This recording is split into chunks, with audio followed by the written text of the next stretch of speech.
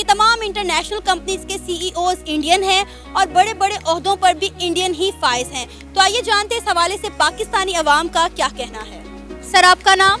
जी खुरम तौसीफ जावेद, असद रियाज, मेरा नाम मोहम्मद जाहिद, अली रजा। सर अभी कुछ दिन पहले ट्विटर के सीईओ चेंज हुए हैं और वहाँ पे भी एक इंडियन आगे हैं जिनका नाम पराग अग्रवाल है, और अभी रिसेंटली IMF की डिप्टी मैनेजिंग डायरेक्टर की सीट पर भी एक इंडियन इकोनॉमिस्ट आ गई है। क्या रीज़न है कि हमें हर ओहदे में आगे बढ़ते इंडियन ही सिर्फ क्यों नज़र आ रहे हैं? देखिए उनकी अपनी एबिलिटी है और इसके अलावा उनकी गवर्नमेंट्स जो गुजरी हैं उन्होंने सोर्सेज अपने यूज़ किए हैं और उन्होंने उन कंपनीज़ को जो अपने मुल्क में इन्वेस्ट करने का चांस दिया है, उन्होंने इन्वेस्ट किया। वो IT में हमसे बहुत आगे निकल चुके हैं। जो एजुकेशन से ही बंदा आगे जा सकता है, सिर्फ बातें करने से नहीं जा सकते। हमारी गवर्नमेंट्स जो पीछे गुजर चुकी है, मेरा नहीं ख्याल किसी ने ध्यान दिया हो इस साइड पे कि हम IT में कहाँ पे खड़े हुए हैं, साइंस में कहाँ पे खड़े हुए हैं।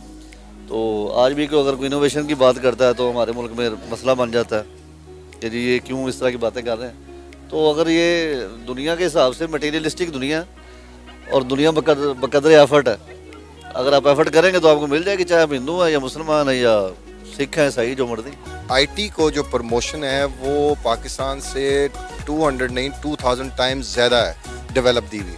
उसके अलावा वहाँ पे सीन ये है कि इंडिया में अब आप अगर देखें तो अमेरिका हो गया, कनाडा हो गया, यूरोपियन कंट्रीज़ हो गई, उनके अंदर लोग इंडिया से सॉफ्टवेयर इंजीनियर्स, सॉफ्टवेयर जो डेवलपर्स हैं उनको हायर करते हैं और they develop the softwares. They are sitting in the India but they make everything for abroad.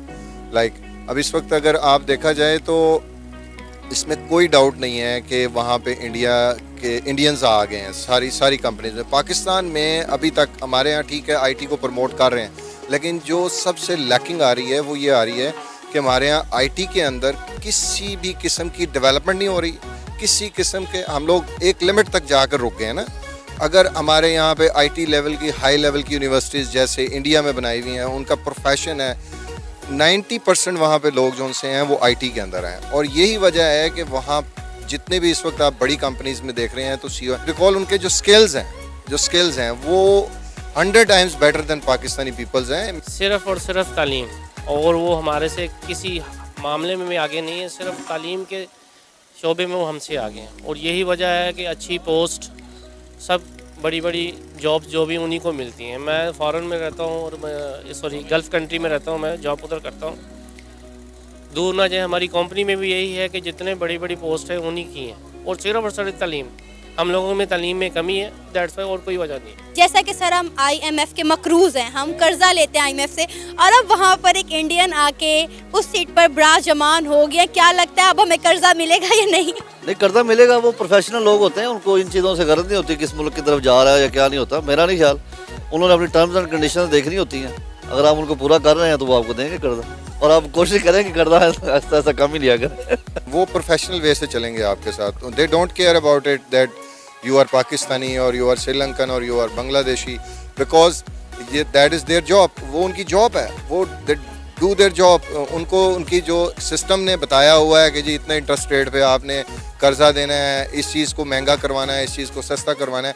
हम क्या कर रहे हैं? हम भी यही कर रहे हैं ना, हम IMF के पीछे ही चल रहे हैं ना। जो IMF हमें कहती है हम वही करते हैं। तो इससे कोई फ़र्क नहीं पड़ने वाला कि वो डिप्टी डायरेक्टर या डिप्टी मैनेजर जो भी आके बैठ गई हैं वो इंडियंस हैं, लेकिन होगा वही जो IMF चाहेगी। उन्होंने भी IMF के रूल्स को फॉलो करना है, और अगर उसकी जगह कोई ब्रिटिश या अमेरिकन या कनेडियन भी आके बैठेगा तो वो भी यही सेम काम करेगा। मेरे ख्याल में तो कर्जा मिलना ही नहीं चाहिए। जितना हम अपने आप लोड डालते रहेंगे हम मकरूज़ होते रहेंगे।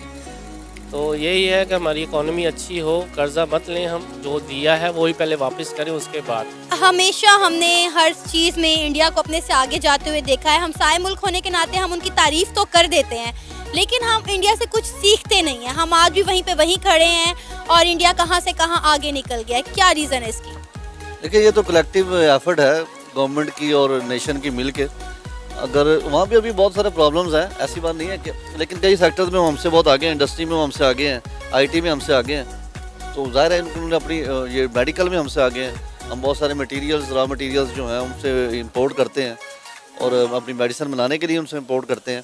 मेडिकल के फील्ड में आगे हैं, काफ़ी IT में आगे। तो अब देखना ये पड़ेगा कि हम लैग तो बेसिकली हम एजुकेशन में कर रहे हैं, रिसर्च में कर रहे हैं। हमारे यहाँ रिसर्च नहीं है, रिसर्च की जो है वो अपॉर्चुनिटीज़ लोगों को मिलनी चाहिए। टैलेंट मौजूद होता है हर मुल्क में, हमारे मुल्क में भी है।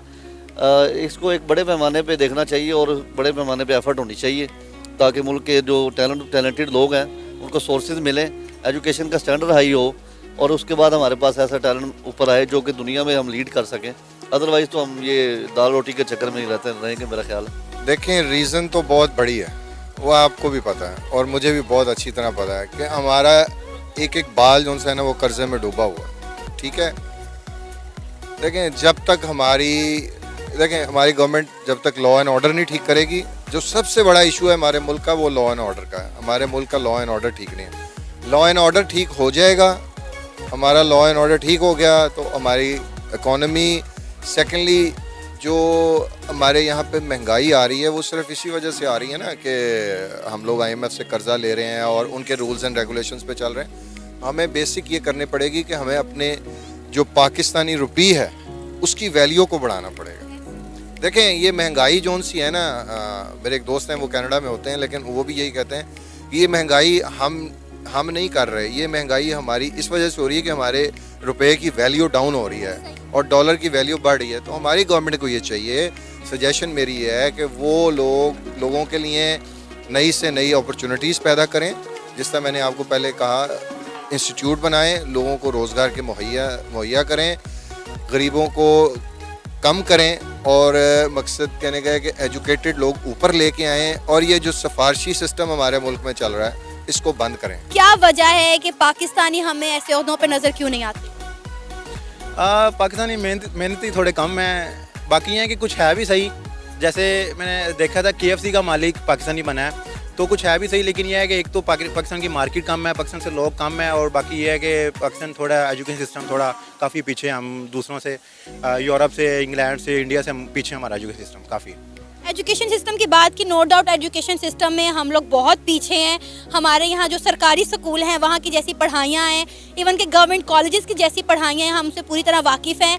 इवन कि आप किसी भी कंट्री में चले जाएं, उनका 5 साल का 6 साल का बच्चा इंग्लिश इस तरह बोलता है। आजकल इंग्लिश का दौर है और हमारे यहाँ लोग जो हैं इतना कॉन्फिडेंट लेवल नहीं है कि वो प्रॉपर उर्दू भी बोल सके। मतलब हमारा, आप किसी भी कंट्री में चले जाएं, वहाँ पे 18 साल गवर्नमेंट जो है बच्चे के एजुकेशन का खर्चा उठाती है ताकि बच्चे को तालीम मिल सके। और यहाँ पे एजुकेशन लेवल जो है आपके सामने है, क्या कहेंगे इसमें इम्प्रूवमेंट कैसे आ सकती है? एजुकेशन सिस्टम पूरा ही चेंज होगा। वैसे तो जब भी प्राइम मिनिस्टर ने किया है कि सारा सेंट्रलाइज्ड होगा, जो कि अभी इम्प्लीमेंट होने में टाइम लगेगा, तो वो जब हर स्कूल में हर दिन एक ही पूरे पाकिस्तान में चीज़ पढ़ाई जा रही होगी, तब आई गेस इसमें काफ़ी बेहतरी आ सकती है। पाकिस्तान में इस चीज़ की काफ़ी ज़रूरत है। और दूसरा, एजुकेशन सिस्टम मैच्योर करने की भी ज़रूरत है। हमारा एजुकेशन सिस्टम कई सालों से वही बुक्स हम पढ़ रहे हैं, जबकि टाइम वाइज चेंज हो जाता है कंट्रीज़ में कि वो एक कम उम्र के बच्चे वो चीज़ें जल्दी सीखने लग जाते हैं दुनिया में, लेकिन हमारा वही है कि मैट्रिक का, इंटर का सारा कोर्स कई सालों से वही चल रहा है, तो उसको चेंज करने की ज़रूरत है। मैंने आपको बताया था कि लिटरेसी रेट उनका, दूसरा जो आपके प्रोफेशनल्स उनके मसलन क्वालिटी, मसलन फील्ड्स में जो क्वालिटी है उनकी, दूसरा एक तो ये चीज़ है। दूसरी बात जो उसका ये है कि उनका आगे आने का ज़्यादा से ज़्यादा ये है कि कॉम्पिटेंट लोगों को आगे आने दिया जा रहा है। पाकिस्तान में आप देखेंगे जो भी पॉलिटिकली या वो कॉम्पिटेंट नहीं है, मसलन आपका कॉम्पिटेंसी को नहीं देखा जा रहा होता। यहाँ पे जो मसलन सिफारिश है या इस चीज़ पे वो आएगा, आगे आ जाएगा, जिसकी वजह से ओबियसली वो ज़्यादा देर तक वहाँ पे स्टे नहीं कर सकता। लेकिन वहाँ पे मेन चीज़ें ये है कि कॉम्पिटेंसी को देख के वो चीज़ें ऊपर आते हैं, जिसके से ओबियसली वो हर जगह पे ऊपर आ रहे हैं और बेटर डिसीजन मेकिंग है उनकी तरफ से। सर, अब आपको क्या लगता है कि किस तरह हम जो है अपनी यूथ की एजुकेशन को बेहतर कर सकते हैं, अपने पाकिस्तान के टैलेंट को प्रमोट कर सकते हैं कि हम भी इंडिया के लेवल पर आके कम्पीट कर सकें?